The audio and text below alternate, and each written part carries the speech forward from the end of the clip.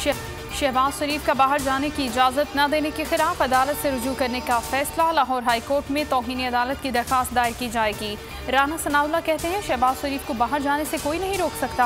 हुकूमत की कमीनगी है कि एक बीमार शख्स को बाहर जाने से रोका जा रहा है। एसर इकबाल ने कहा कि हाई कोर्ट फैसले के बावजूद शहबाज शरीफ को इंतजामी ऑर्डर पर रोका गया।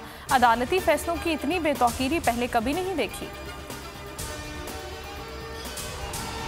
ईद के दूसरे रोज़ भी घर घर दावतों का सिलसिला चल पड़ा। कल के मेज़बान आज के मेहमान बन गए।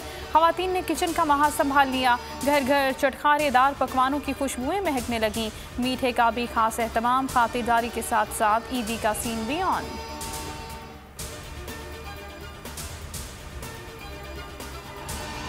कोरोना केसेस में ज़बरदस्त कमी आने लगी। नुक्ता अरूज से 61% नीचे आ गए। 24 घंटों के दौरान 48 मरीज जा बहक। 2517 केसेस रिपोर्ट। PTI रुकन सिंध असम्बली राजा अजहर भी कोरोना में मुब्तला। मुल्क में तमाम सरकारी और निजी तालीमी इदारे 23 मई तक बंद रहेंगे। वफाकी वजारत तालीम ने सूबाई हुकूमतों को मरास्ता लिख दिया।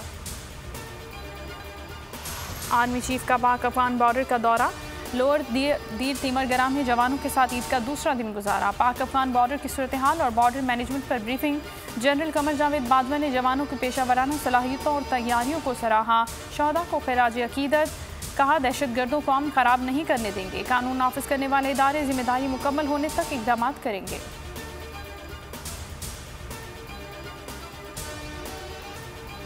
बहीरा अरब में लो प्रेशर डिप्रेशन में तब्दील हो गया। 18 से 24 घंटे में तूफान में तब्दील होने का खतरा। महकमा मौसमियात के मुताबिक तूफान कराची के साहिल से 1640 किलोमीटर दूर है। पाकिस्तान के साहलों को फिलहाल कोई खतरा नहीं।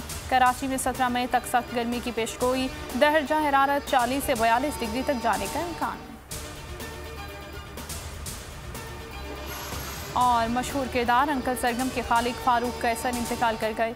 फारूक कैसर का इंतकाल हरकत कल्ब बंद होने की वजह से इस्लामाबाद में हुआ।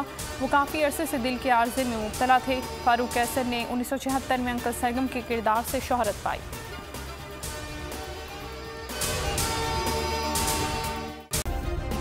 सब्सक्राइब करें और बेल दबाएं ताकि कोई खबर रह न जाए।